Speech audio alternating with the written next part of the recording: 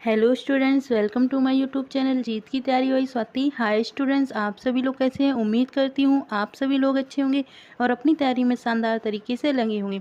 तो स्टूडेंट्स, आज की इस वीडियो में आपको नवीन सर द्वारा कराई जा रही नायक सीरीज का प्रैक्टिस सेट 16 का सुपर फास्ट रिवीजन कराने जा रही हूँ। अगर आप मेरे चैनल पर न्यू आए हैं तो प्लीज़ चैनल को सब्सक्राइब कीजिए, वीडियो अच्छी लगे तो लाइक कीजिए, ज़्यादा से ज़्यादा शेयर कीजिए। बढ़ते हैं अपने वीडियो की पहले क्वेश्चन की तरफ। देखते हैं आज की वीडियो का पहला क्वेश्चन क्या है।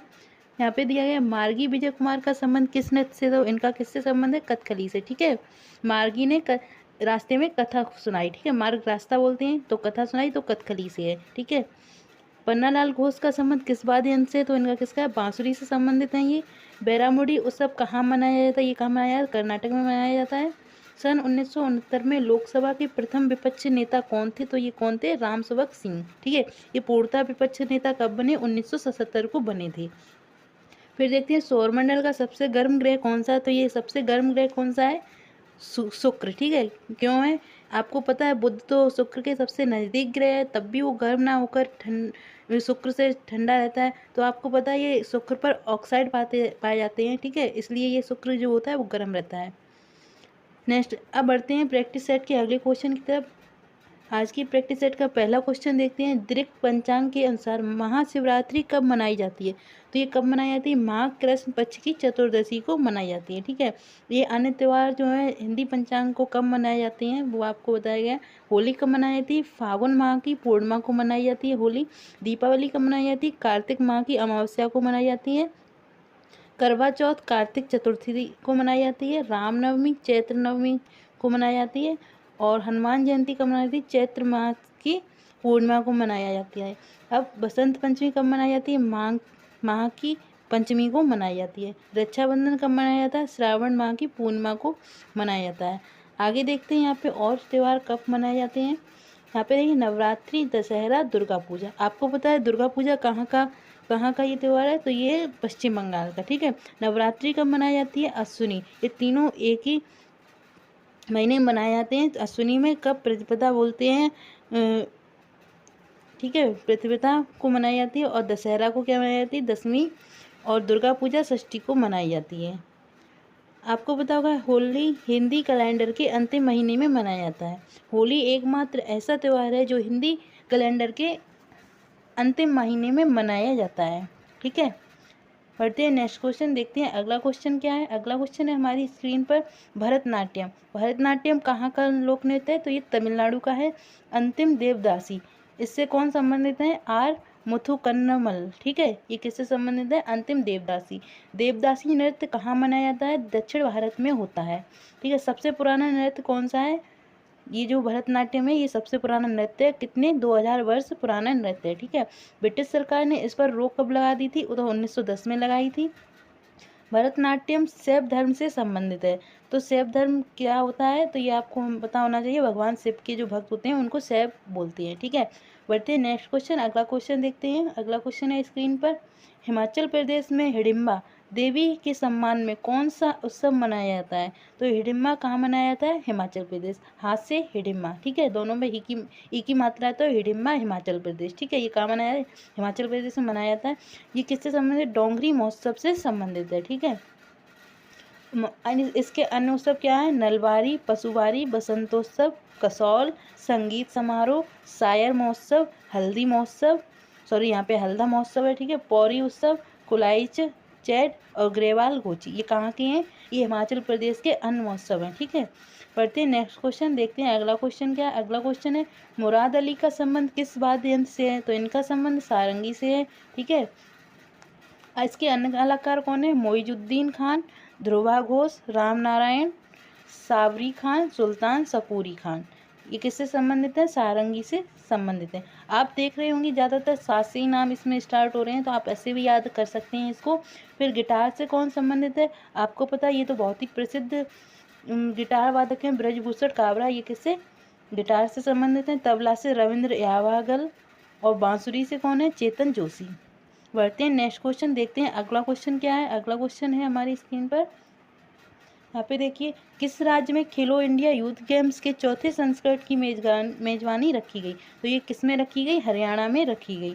ठीक है, इसमें 2 तरह के बच्चे भाग लेते हैं। किसमें? खेलो इंडिया यूथ गेम्स में 2 तरह के बच्चे भाग लेते हैं, एक जो 17 वर्ष से कम होते हैं और दूसरे 21 वर्ष से कम आयु के बच्चे भाग लेते हैं।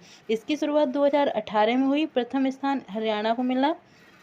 अब तक कुल खेलो इंडिया यूथ गेम कितने हो चुके हैं? 6 हो चुके हैं। ठीक है, पहला कहाँ हुआ था? दिल्ली में जो हुआ था उसमें प्रथम स्थान किसका था? हरियाणा का था। महाराष्ट्र, असम, हरियाणा और एमपी मतलब मध्य प्रदेश, तमिलनाडु, इन 6 जगह पर खेलो इंडिया यूथ गेम्स आयोजित हो चुके हैं।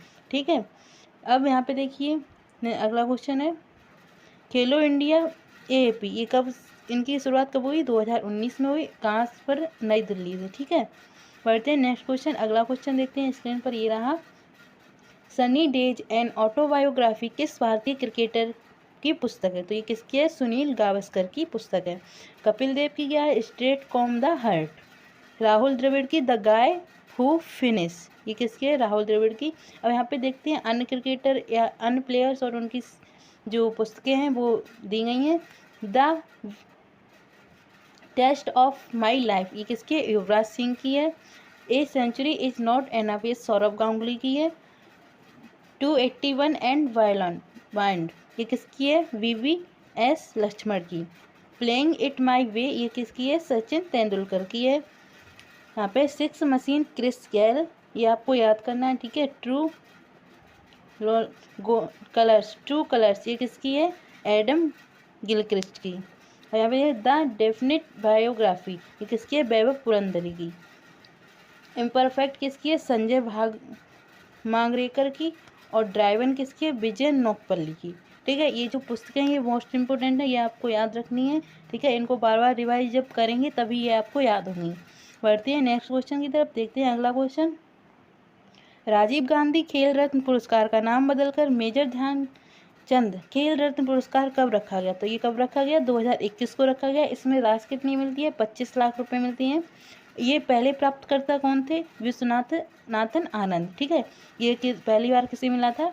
विश्वनाथन आनंद को मिला था, जो कि किससे संबंधित हैं? शतरंज से संबंधित हैं। ठीक है, और इन्हीं की भी एक पुस्तक है, इन्होंने कौन सी पुस्तक ली? Mind master. ठीक है, ये आपको याद रखना, आगे प्रैक्टिस सेट में बता चुकी हूँ मैं।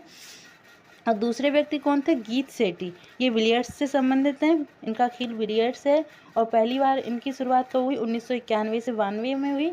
और ये कब नहीं, किस वर्ष में नहीं दिए गए? तो ये 2008 और 2014 में इनको नहीं दिया गया। ठीक है, पहली महिला कौन थी? कर्णम मल्लेश्वरी भारोत्तोलन, ये किससे संबंधित है? भारोत्तोलन से। पहले cricketer Sachin Tendulkar.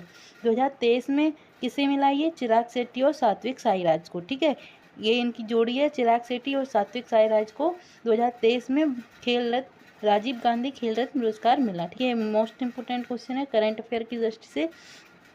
Next question देखते हैं, अगला क्वेश्चन है स्क्रीन पर। प्रत्येक कबड्डी मैच की देखरेख के लिए कितने खिलाड़ी होते हैं? तो ये कितने खिलाड़ी होते हैं? 6 खिलाड़ी होते हैं। इसमें एम्पायर कितने होते हैं? 4 एम्पायर होते हैं। कुल अधिकतम खिलाड़ी मतलब सब कुल कितने खिलाड़ी होते हैं? तो 12। ठीक है, और जो मैदान में खेलते हैं वो कितने होते हैं? 7 होते हैं। मैच की अवधि मेल के लिए 40 मिनट और फीमेल के लिए 30 मिनट होती है।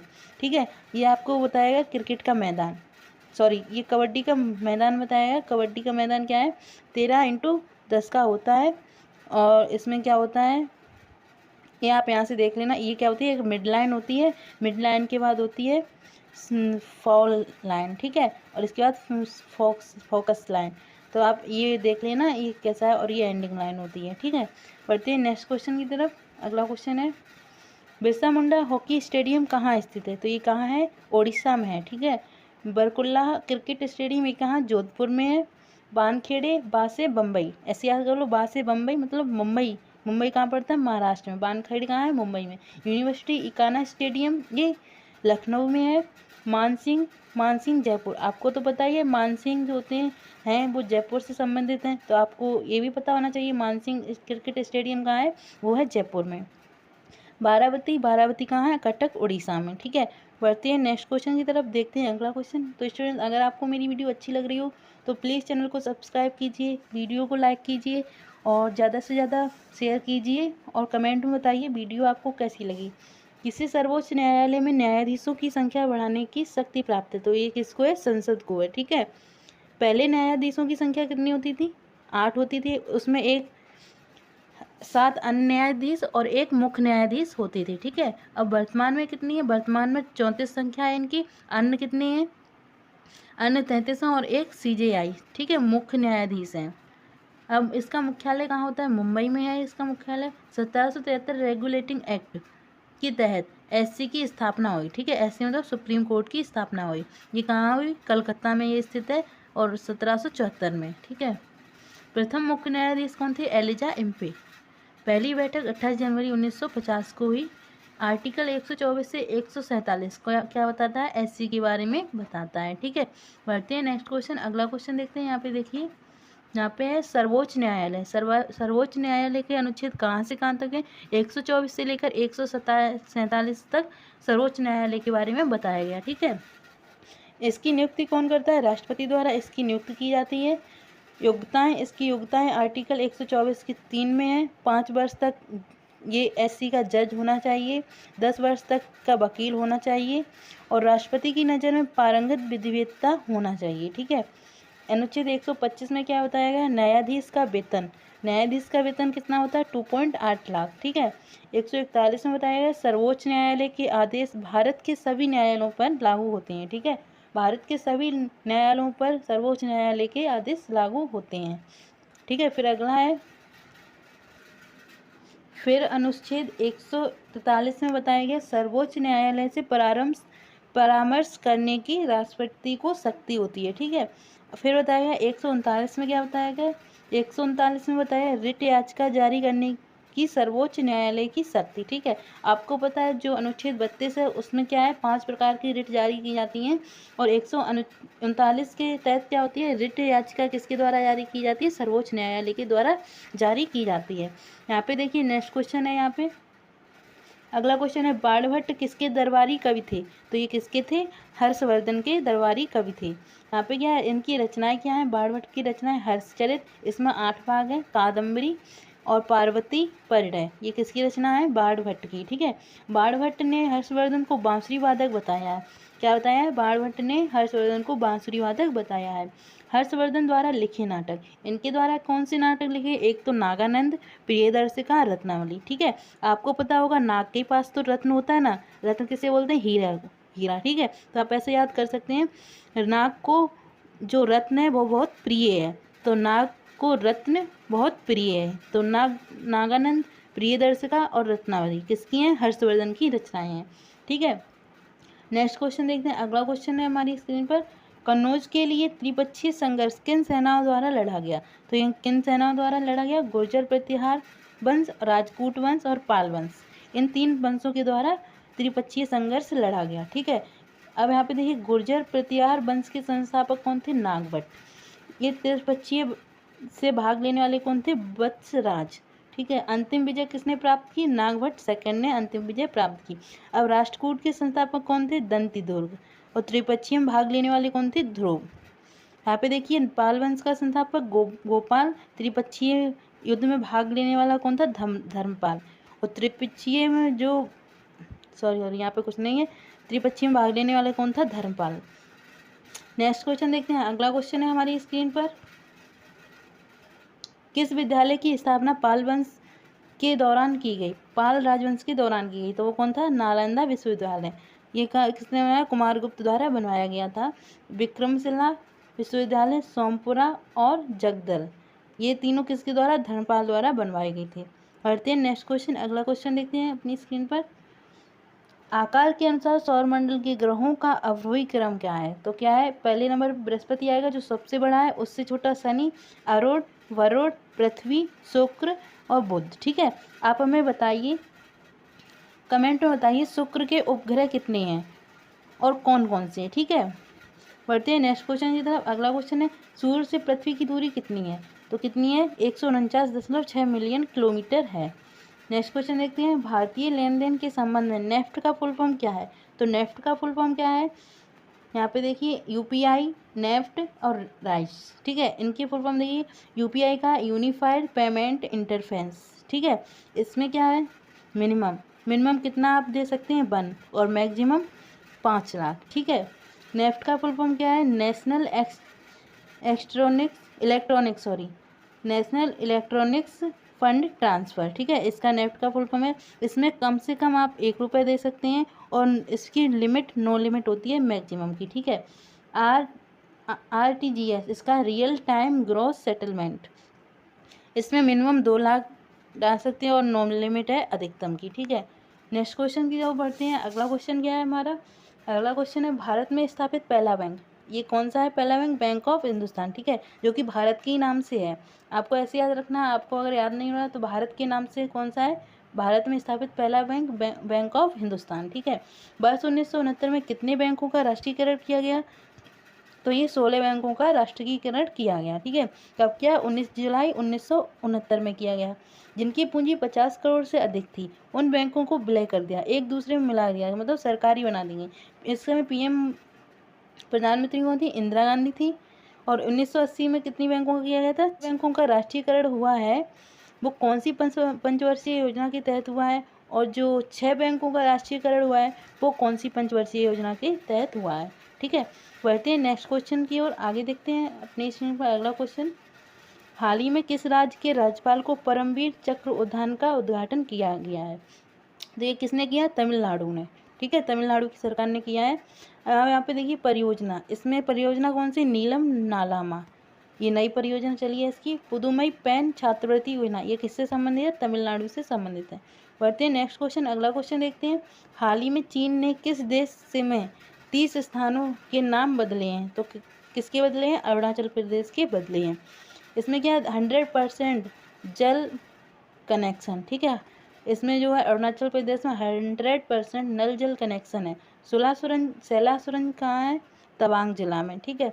म्यूजिक फ्रॉग की नई प्रजाति कहाँ पाई गई? अरुणाचल प्रदेश में पाई गई। नेक्स्ट क्वेश्चन देखते हैं। अगला क्वेश्चन है स्क्रीन पर। कौन पेरिस ओलंपिक में भारत की पहली महिला जूरी सदस्य बनी है? तो वो कौन बनी है? बिल्किस मीर। ध्वजवाहक कौन है? शरद कमल, जो किससे संबंधित है? टेबल टेनिस से, ठीक है। सेफ डे मिशन ये कहाँ चलाया, किसके द्वारा चलाया? मैरी कॉम द्वारा चलाया गया। इसका वाक्य क्या है? मेक फॉर शेयरिंग, ठीक है, ये इसका वाक्य है। तो स्टूडेंट्स आपको इस वीडियो में क्या सीखने को मिला और कितना मिला प्लीज़ कमेंट में बताइए। और मैंने जो क्वेश्चन किए हैं प्लीज़ उसका आंसर कमेंट में ज़रूर दीजिए। और आपको मेरी वीडियो अगर अच्छी लगी है तो प्लीज़ वीडियो को लाइक कीजिए और ज़्यादा से ज़्यादा शेयर कीजिए। और अगर मेरे चैनल पर आप न्यू आए हैं तो प्लीज़ चैनल को सब्सक्राइब कीजिए। मिलते हैं अगले प्रैक्टिस सेट के साथ, तब तक के लिए स्वस्थ रहिए, मस्त रहिए, जिंदाबाद रहिए, धन्यवाद।